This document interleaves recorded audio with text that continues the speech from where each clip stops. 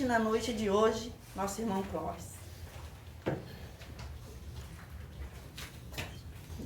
Obrigado.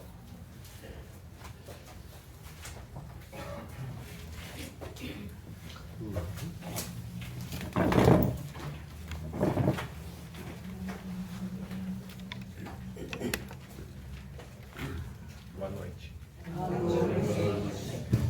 Boa noite. Antecipadamente já vou pedir desculpas por alguma falha de comunicação, que não é sempre que a gente tem essa oportunidade. Mas eu vim aqui hoje com uma proposta para falar para vocês sobre amor. São duas situações que eu vou falar.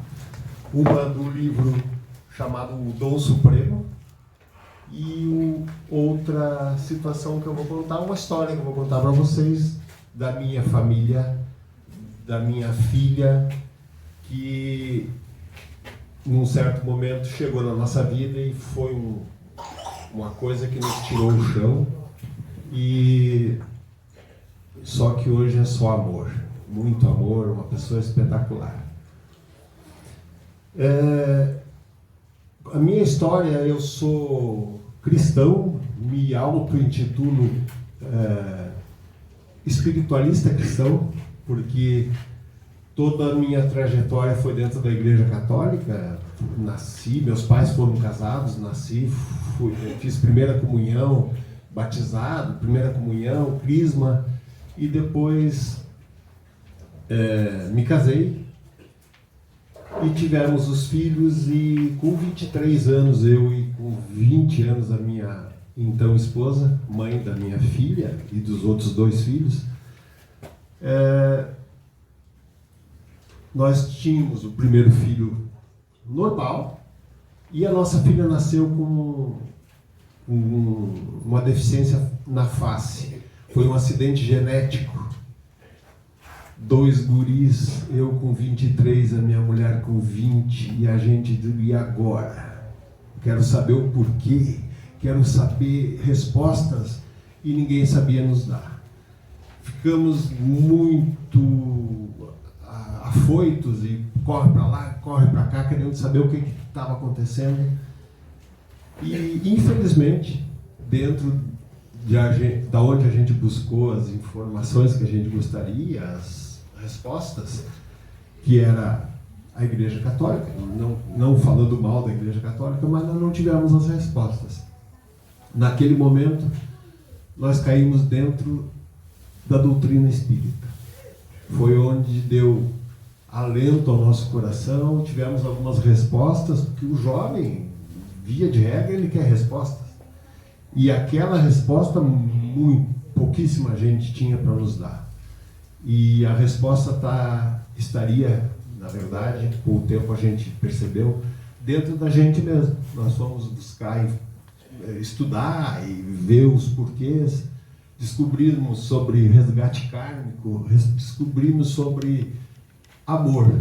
Amor. Foi dado muito amor sempre, sempre, sempre. Ai, coitado do Clóvis e da Sheila, um nenenzinho nasceu com um defeito físico. Nós nunca vimos desta forma, nós sempre tratamos com muito amor. E a resposta hoje é a melhor possível. É uma pessoa iluminada, eu tenho 3 filhos, e ela é a mãe do meu neto amado. Os filhos, os homens ainda não casaram, lá já estão com 41, 35 anos e nem namorada tem. Mas ela tem uma vida e nos trouxe um neto. Então, assim, existe muito amor, e eu quero falar com vocês hoje exatamente sobre amor. Num certo momento, lá na Inglaterra, teve um pastor que era consideradíssimo, e ele foi falar para uma plateia grande, e naquele dia ele olhou para a plateia e disse: não vou falar, não estou com vontade de falar. Chamou um aprendiz de pastor e disse: vem cá, vai falar ali sobre, faz um sermão aí para essa turma. E o rapaz pegou e começou a falar sobre amor. E surpreendentemente, ele falou sobre horas a fio, falando sobre amor, sobre a carta de São Paulo aos Coríntios. Ele falou sobre o quanto o amor faz pelas pessoas. Eu vou ler aqui só um textozinho para vocês entenderem. O amor nunca falha. O amor nunca falhará enquanto houver amor. Seja qual for a crença ou a fé, busque primeiro o amor. Ele está aqui, existindo aqui, neste momento. Pior destino de um homem é viver e morrer sozinho, sem amar e sem ser amado. O poder da vontade não transforma o homem. O tempo não transforma o homem. O amor transforma o homem. Quem escreveu isso, quem falou isso foi Henry Drummond, que é esse aprendiz de pastor que deixou todo mundo de boca aberta. Esses dias, o meu filho mais novo mora em São Paulo. Ele, num certo momento da nossa vida, eu trabalhava em Jaraguá do Sul e ele trabalhamos num centro espírita e trabalhamos em mesa de apometria e coisa assim. Não desenvolvi o meu lado médium, mas a gente ia com toda a frequência lá para fazer esse trabalho e ajudar os médiuns, né? E ele trabalhou junto comigo. Ele foi morar em São Paulo e tal, e ele hoje frequenta um centro espírita lá e tem uma pessoa lá que diz para ele: fala para o teu pai e para tua mãe que eles têm que trabalhar, que não é só rezar, eles já estão rezando, eles já estão, né, se dedicando a algumas causas, mas eles têm que trabalhar mais fortemente no que é ajuda as pessoas, fazer por alguém.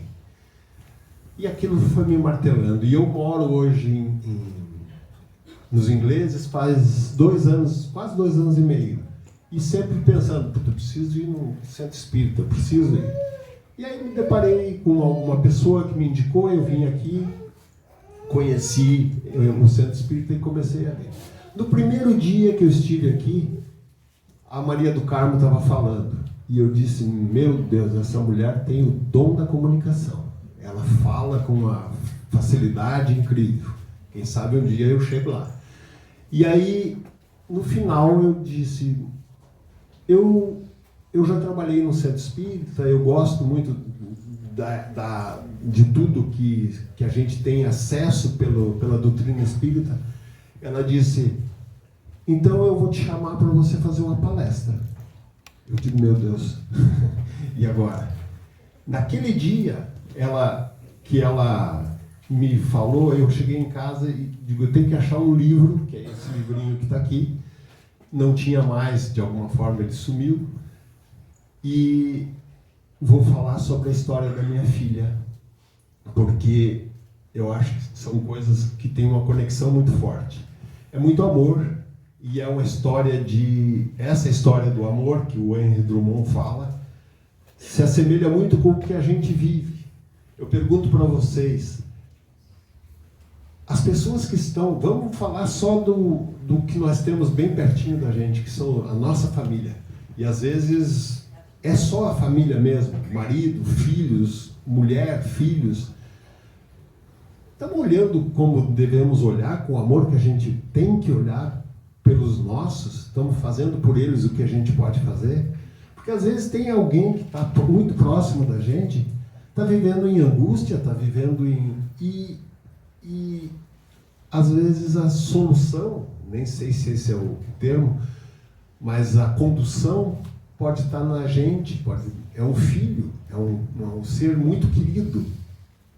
E nós não estamos em família por uma escolha pessoal. A escolha vem muito antes da nossa chegada aqui nessa terra. Então, estamos fazendo o que nós temos que fazer pelos nossos filhos, pelos nossos entes queridos. Às vezes, nós temos um filho um pouquinho diferente. Nós temos um filho, como eu tive uma filha que tinha esse problema que as pessoas julgam como um problema. Eu queria que vocês tivessem a oportunidade de conhecê-la, para vocês entenderem o quanto é rico uma pessoa que foi tratada com amor provavelmente ela já veio com um propósito também. Nós fizemos muito por ela, mas ela trilhou um caminho muito bonito. Então eu pergunto para vocês, em casa, será que não tem alguém precisando da gente de uma forma, um olhar de olhos que veem e um ouvido que ouve? Porque as coisas se tornam tão comuns e às vezes a gente não para. Bom, mas tem uma outra possibilidade aí. Eu acho que essa visão é possível até de melhorar as coisas e em algum momento mudar as coisas dentro de casa. Mas vamos falar um pouquinho mais sobre o Henry Drummond, né? Deixa eu falar para vocês sobre duas situações antes. Eu fui criado num lar de muita harmonia. Meu pai se casou com a minha mãe, meu pai tinha 45 anos e tinha 4 filhos. E se casou com a minha mãe, foi numa loja pagar uma conta da esposa falecida, e ele já tinha lá seus 45 anos, chegou lá, se deparou com uma italiana muito bonita, muito atenciosa, ele se apaixonou por ela, 20 dias depois estavam noivos e mais 20 dias casados, né? E dessa união, eu sou o único filho gerado por esse casal. E eles sempre tiveram, a família da minha mãe, família religiosa, italianos, muito religiosos. A minha avó rezava de joelhos por todos os filhos, que eram 15, e depois dos netos eu digo, vai ter problema no joelho, né? Com certeza. Mas o meu pai era um homem culto, era agrônomo, tinha uma formação muito acadêmica e não era muito afeito a essas questões de religião, não rezava e tal. Mas era um homem que tinha uma coisa nele que hoje ainda ouço falar. Ele hoje teria 107 anos, mas quando eu encontro pessoas que conheceram ele, disse, teu pai era a pessoa mais justa que eu pude conhecer. Bondade era uma coisa que trilhava o caminho dele. Então, junto a minha mãe, que era uma bondade só, junto a meu pai, acaba que a gente teve um lar de muita harmonia, muito bom de viver. Os filhos foram crescendo, dali a pouco eu fiquei sozinho em casa, daí vim estudar em Florianópolis, aquelas coisas. Tivemos uma vida, não éramos ricos, meu pai tinha uma Brasília, na época era uma coisa mediana, né? Só que o amor estava sempre presente em tudo que se fazia. Quando meu pai ficou com um problema de efizema pulmonar, estava para morrer, teve uma pessoa que esteve lá e foi falar com ele e disse que o meu pai era um pecador, porque ele nunca tinha rezado na vida, porque não sei o quê. E ele entrou numa depressão louca, até que alguém que tinha muita ligação com a doutrina espírita esteve lá visitando ele, disse, ele era Clóvis também, e era conhecido como Dr. Clóvis, e aí foi dito a ele, Dr. Clóvis, o senhor rezou nas atitudes, o senhor fez muito bem pelas pessoas, o senhor nunca trouxe o mal para ninguém. Então, não que isso só seja suficiente, mas o senhor, como pecador, o senhor não pode ser titulado, né? Aí ele morreu tranquilo. A minha mãe não tinha muita fé, mas ela tinha uma esperança muito grande de encontrar. Ela ia em vários lugares. Basicamente, a minha família foi criada dentro de preceitos básicos de respeito, e somos hoje uma família grande, temos os irmãos espalhados por aí, mas assim, amor foi sempre um norte para nós. Então, a gente tem situações de vida que fazem com que você melhore, mas você tem que querer melhorar. Quando minha filha nasceu, nós tivemos aquela correria para lá e para cá, querendo informação. Como assim? Como que Deus faz isso comigo? Por que aquele ali é tão mal, tão ruim e nada acontece com ele? E na minha casa isso aconteceu. Você tem que evoluir. Esse pensamento não pode ser o norte da tua vida. Você tem que saber que as pessoas que estão em tua volta são importantes, mas nesse momento a tua dinâmica familiar é que importa. Você tem que saber resolver esses assuntos dentro de casa. A minha filha foi sempre cuidada, eu cuidei muito, a mãe dela cuidou muito, mas ela tinha um princípio, ela veio com ela de bondade também. Ela fazia com que as pessoas gostassem muito dela. Várias situações de vida. Agora, esses dias aconteceu uma situação, só para vocês verem como as pessoas julgam, e o julgamento é uma coisa que o Espiritismo prega que não se deve julgar, né? Então, assim, ela deu uma carona para uma senhora na escolinha do meu neto, e essa senhora estava com o netinho dela. E o menino lá, num certo momento, olhou para ela e disse assim: você sofreu um acidente? Você tem o teu rosto assim porque você sofreu um acidente? Ela disse: não, eu nasci assim. E aí a senhora disse para o netinho: tá vendo? Ela, com tudo isso, ela ainda assim é feliz. Como se isso determinasse que você, tendo uma deficiência, que você sendo isso ou aquilo, você é feliz ou infeliz. E ela se chateia, é lógico, mas ela tem uma atitude tão bonita com as coisas, tão rica de dizer para as pessoas, às vezes sem falar nada, mas que ela é uma pessoa que está aberta, está ali, de peito aberto, para que as coisas não tomem outro rumo, as pessoas não tirem conclusões precipitadas.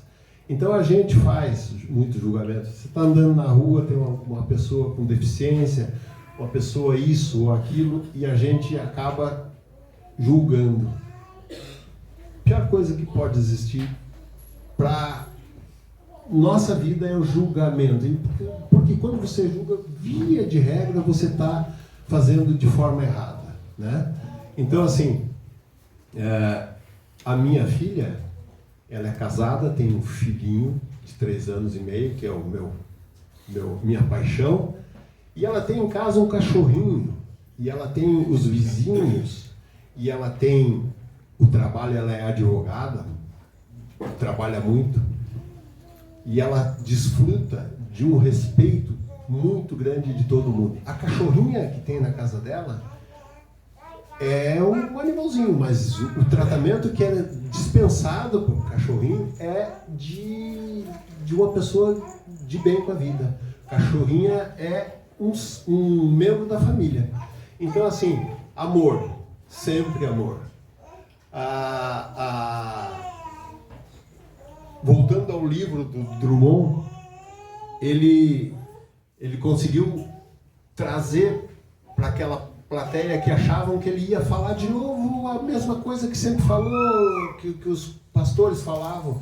Ele falou por 3 horas e as pessoas estavam ali, foram embora quietinhas porque ouviram coisas lindíssimas sobre o amor. Ele fala que juntamente com o amor existem outras 9 situações que fazem parte do amor, e que se você não tiver, você em algum momento você vai estar pecando, né? Pecando no sentido de deixando de fazer as coisas como devem ser. Você deve ter paciência. O amor é paciente. Às vezes você, numa relação duradoura, né, de 10 anos, 20 anos, 30 anos, quanto de paciência você tem que utilizar, quanto de resiliência e de resignação, né? Você tem que achar que as coisas estão indo por um caminho não tão bom, mas tu tem que ter paciência, porque é a pessoa que você escolheu para estar contigo, né? A bondade. O amor é bondade pura. Quando você trabalha com amor, você cria uma energia em volta de você muito boa, e o ambiente sabe disso. Plantas na tua casa, quando você tem bondade, plantas na tua casa, elas ficam mais bonitas. O ar que você respira fica repleto de coisas boas. Então, bondade também faz parte do amor. Generosidade. Quem ama e vive junto, muitas vezes se depara com ciúmes. Ciúme é uma coisa ruim de sentir, mas você tem que aprender a lidar com ele, porque quem ama de verdade não tem ciúmes. Faz com que as coisas aconteçam de forma natural, porque tem situações na vida que surgem e que podem te trazer ciúmes, mas você, sabendo lidar com isso, vai ser muito bom para a relação. E as pessoas que estão juntos há muitos anos se conhecem muito e já aprenderam isso, né? Generosidade. A generosidade é uma coisa que está muito em falta hoje no mundo. As pessoas sabem da dificuldade do que o mundo está passando e às vezes não se dispõem a fazer nada por isso. Generosidade, isso faz parte do amor também. Humildade.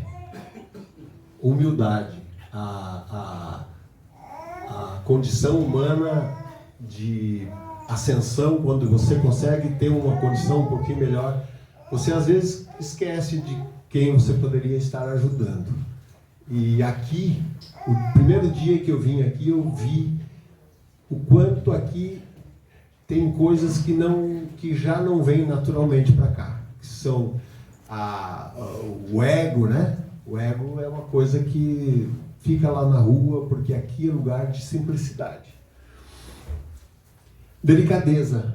Tratar as pessoas com respeito, seja quem for. Isso em alguns momentos da vida, você se depara com uma pessoa do outro lado te botando na prova. E aí, como é que você age em relação a isso? Em alguns momentos o sangue sobe, principalmente quem tem sangue italiano, vai um pouquinho, né? Mas é uma coisa que precisa estar no nosso radar para a gente não cometer erro, né? No trato com as pessoas. A entrega, né? A entrega é outra faceta do amor que ela precisa existir. Aquele ambiente não me agrada muito, eu tenho que estar no meio de gente que eu não gosto e tal. Será que é assim que tem que ser? Não. Vai, ajuda, faça pelas pessoas, porque elas sempre vão te dar uma resposta. Sempre vão te dar uma resposta. Se a resposta não é ali naquele momento, você está em crédito com a espiritualidade. Você está fazendo alguma coisa por alguém. A inocência. Quantos de vocês aqui se deparam com uma pessoa esperta, aquele que quer te passar a perna, que quer fazer com que você ache, ele quer se fazer melhor do que você e te coloca em alguns momentos em situação difícil?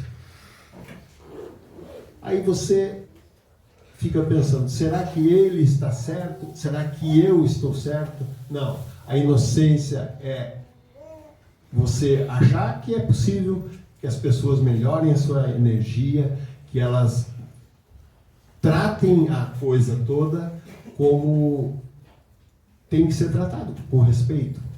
Faltou o respeito, as coisas não funcionam. E a sinceridade, ser sincero com os seus propósitos, fazer com que a vida seja tratada de forma muito prática.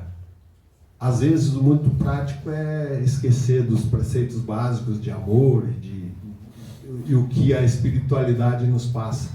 Mas, na verdade, a sinceridade e a simplicidade tem que estar no nosso dia a dia. Porque você pode ter estudado, você pode estar num grau acima de consciência até, mas ninguém é melhor do que ninguém. As pessoas são sempre e sempre serão iguais.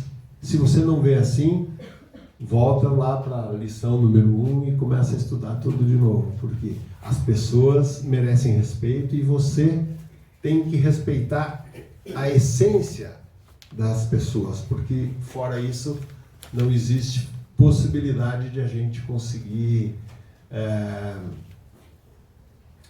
ter paz, né?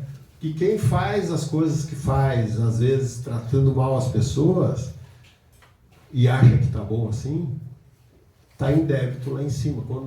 Quando tiver que prestar seus esclarecimentos, vai ter dificuldade. Tá bom assim? Não é tão fácil assim, né? Gostaria de agradecer. Eu acho que em alguns momentos a coisa ficou um pouco nebulosa, mas o que eu queria dizer para vocês é que olhem para quem está em volta de vocês. Se você não consegue olhar para a cidade toda, para a rua toda, olhe dentro de casa. Se você tem alguma coisa a fazer por quem está em casa, às vezes está pedindo socorro, às vezes está numa atitude errada, mas a gente tem muito por fazer pelas pessoas que a gente ama. E às vezes nem por pessoas que você ama, pessoas que são pessoas, e aí merecem respeito. Vamos falar da tua filha? O caso da tua filha? Dá tempo ainda. Dá tempo ainda de falar da tua filha? Tu falou que ia contar. Então, assim, a minha filha é um exemplo de bondade. Esses dias, conversando com a mãe dela, nós somos separados há 28 anos, mas conversando com a mãe dela, eu digo, meu Deus, que criatura a gente teve nas nossas mãos, desde a mais tenra infância. Porque, invariavelmente, nos finais de semana, ela está sendo chamada para se encontrar com as amigas de colégio, com as amigas da infância. Por quê? A Lauana, o nome dela é Lauana por conta do nome da minha mãe, Laudice, e da outra avó, Ana, então juntamos o nome, e hoje até de vez em quando ela diz assim, mas que escolha, hein, pai? Pelo amor de Deus. Mas assim, ela é uma pessoa de uma riqueza como pessoa mesmo. Ela frequenta o centro espírita, ela e o meu genro fazem o evangelho no lar, eles tratam tudo com muito amor, que é o tema do livro do Dom Supremo. E isso é uma riqueza, porque a vida inteira ela foi positiva, a vida inteira. Teve um dia, numa cirurgia que ela fez, vou contar isso para vocês, só para você ver o quanto ela tinha lá seus 7, 8 anos, e ela tirou um fiozinho de costela daqui, e fizeram a cirurgia, abriram aqui em cima, tiraram o couro cabeludo e fizeram um implante na maçã do rosto de um fiozinho de costela. E ela ficou muito inchada, e aí puseram um monte de atadura, e quando ela acordou da cirurgia, ela estava inchada, ela não conseguia enxergar. E ela disse assim para mim, pai, não consigo lembrar do teu rosto. Mas, entende? O quanto isso é... Você sabe o que você está fazendo por ela, dando um alento. A gente estava fazendo 1000 testes, porque não existia. Existe, só para vocês entenderem, existe o lábio leporino, existe outras síndromes. A dela não tinha sido catalogada, não tinha nenhum caso semelhante. Então, tudo que os médicos fizeram foi teste. Vamos tentar fazer...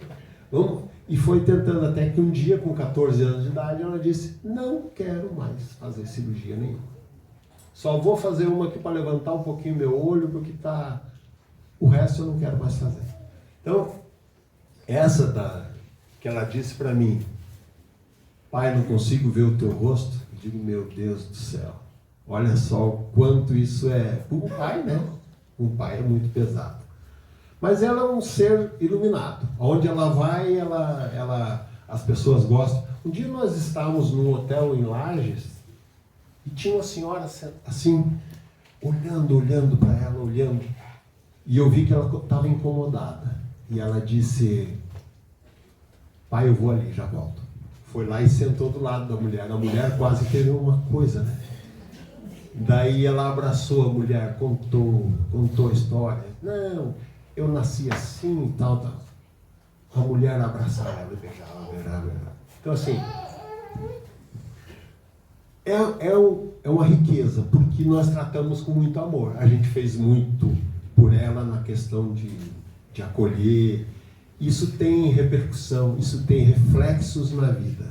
Então, dentro de casa, não é puxar a orelha de ninguém, mas olhe um pouquinho, que às vezes alguns problemas que a gente tem se soluciona com uma boa dose de amor. Tá bom? Desculpe a fala um pouco nervosa, mas agradeço muito pela atenção.